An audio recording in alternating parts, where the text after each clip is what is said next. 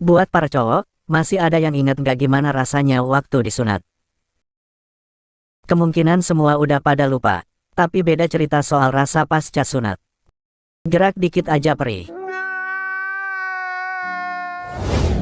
Ngelihat ada teman main bola aja bikin sakit hati. Rasanya itu pengen banget ikutan, tapi apa daya, takut si Otong kena bola terus entar disuruh sunat lagi.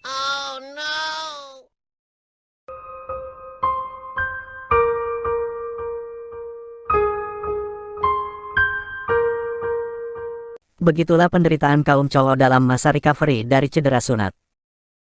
Enaknya cuma pas diamplopin banyak orang doang.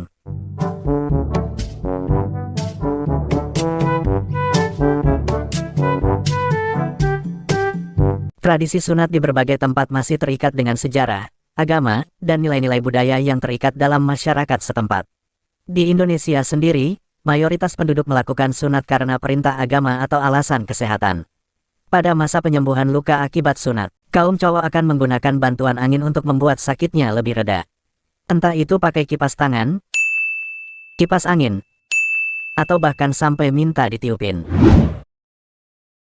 Nah, kalau kita pakai angin buat meredam rasa sakit, beda sama orang-orang pada sebuah daerah di Provinsi Nusa Tenggara Timur NTT. Mereka punya cara ekstrim sendiri. Sementara itu di Nusa Tenggara Timur NTT ada juga tradisi sunat yang dilakukan karena nilai-nilai budaya, yaitu sifon. Merupakan tradisi sunat yang dilakukan oleh suku Atonimeto. Sunat ini biasanya dimulai saat musim panen jagung dan diwajibkan saat seorang laki-laki telah berumur 18 tahun. Suku Atonimeto adalah salah satu dari 300 lebih suku yang berada di Indonesia. Namun mereka memiliki keunikan tersendiri dalam masalah sunat, tindakan memotong atau menghilangkan sebagian atau seluruh kulit penutup depan si otong. Mereka menamainya dengan sifon. Bahkan bisa dibilang, sifon bukan hanya sebuah proses, melainkan rangkaian tradisi.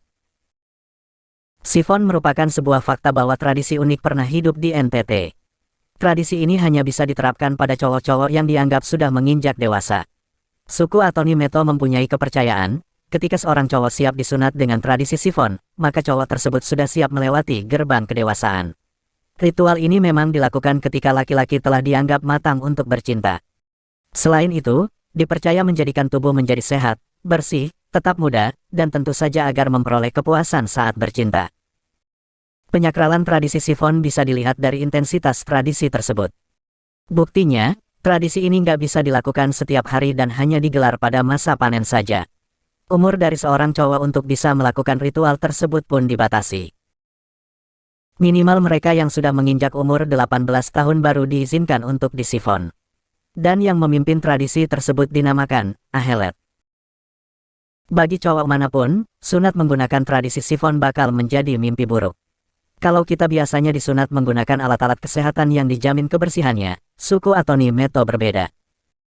Sifon dilakukan dengan cara tradisional. Jadi, kulit ujung si otong dipotong menggunakan bambu yang tajam. Menurut beberapa sumber, cowok digiring ke sungai untuk berendam sebagai awalan. Kemudian, ahelet akan melakukan tradisi nain fatu, atau meminta pemuda yang akan disunat itu untuk menghitung batu sejumlah perempuan yang telah dirinya tiduri. Bila berbohong, akan menyebabkan lukanya tidak sembuh. Proses sunat sendiri akan dilakukan menggunakan bambu. Proses sunat tradisional kemudian dilakukan dengan menjepit kulit si otong bagian atas, dengan menggunakan bambu. Setelah itu ahelet akan langsung membalut bagian yang luka dengan daun kom, daun yang biasa digunakan untuk membantu mengawetkan mayat di Sumba, agar tidak terjadi pendarahan. Kebayang banget sakitnya, usia dewasa pun pasti membuat seorang bakal lebih merasa kesakitan ketika kulit si otong dipotong tanpa obat mati rasa. Walaupun telah disumbat daun khusus agar tak pendarahan, tetap saja rasa perih akan tetap ada. Lalu si cowok harus langsung menghadapi ritual puncak tradisi sifon, yaitu bersetubuh. Dengan kondisi yang masih penuh luka, mau nggak mau, dan karena memang sudah tradisi, cowok tersebut harus melakukan hubungan badan dengan seorang cewek yang bukan istri, atau bukan calon istrinya. Tahap tersebut disebut dengan sifon. Menurut kepercayaan suku Atonimeto, persetubuhan dilakukan untuk membuang panas, agar organ seksual cowok tersebut bisa kembali berfungsi dengan baik. Lalu, siapakah cewek yang harus menjadi pendingin dari si otong yang baru disunat? Menurut beberapa orang di sana, rahasia mengenai siapa yang bisa jadi pendingin, hanya diketahui Ahelet. Dia yang jadi pemimpin tradisi sifon dan sekaligus yang merekomendasikan cewek-cewek untuk ritual puncaknya. Namun saking suci dan keramatnya, maka, bisa jadi Ahelet nggak bakal banyak ngomong soal itu. Ada satu hal yang nggak kalah unik, setelah prosesi sifon selesai, si cowok nggak boleh berhubungan seks lagi dengan wanita yang melayani dalam proses penyembuhan tersebut seumur hidupnya. Suku Atoni Meto percaya, si cewek sudah mendapatkan panas dari cowok tersebut. Dan jangan sampai, panas kembali menghinggapi si cowok lewat persetubuhan di kesempatan lain, yang tak mengatasnamakan tradisi sifon. Sebagai salah satu tradisi dan warisan leluhur, sifon sepertinya perlu dilestarikan. Namun kalau bicara soal hukum agama dan hukum di Indonesia, perbuatan tersebut dilarang.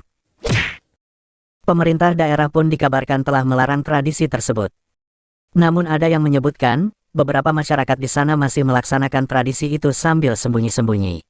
Meskipun cenderung menurun, sifon masih digandrungi kaum cowok yang sudah berkeluarga maupun lajang, di salah satu daerah di Kabupaten Timor Tengah Selatan. Dikutip dari Kupang Pos, pernyataan tersebut dilontarkan seorang tokoh adat Desa Tubuhu, Kecamatan Amanuban Barat, Jonathan Alunpah. Menurutnya, praktik sunat secara tradisional masih ada di masyarakat. Akan tetapi sudah banyak syarat yang ditinggalkan, seperti tak lagi disediakannya cewek untuk pendingin. Mereka berkeyakinan tradisi tersebut harus dilestarikan, meskipun sudah tak sebanyak pada masa lalu.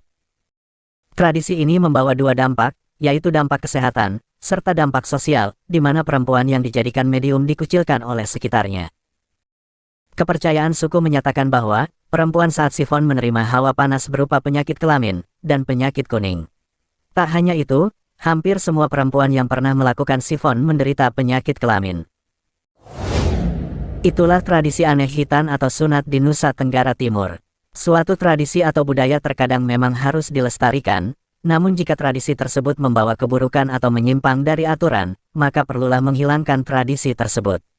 Seperti tradisi sifon, mulai dari penggunaan pemotong si otong yang menggunakan bambu sangat bahaya, di samping bisa menyebabkan infeksi, serat bambu juga bisa masuk menancap ke kulit si otong yang disunat.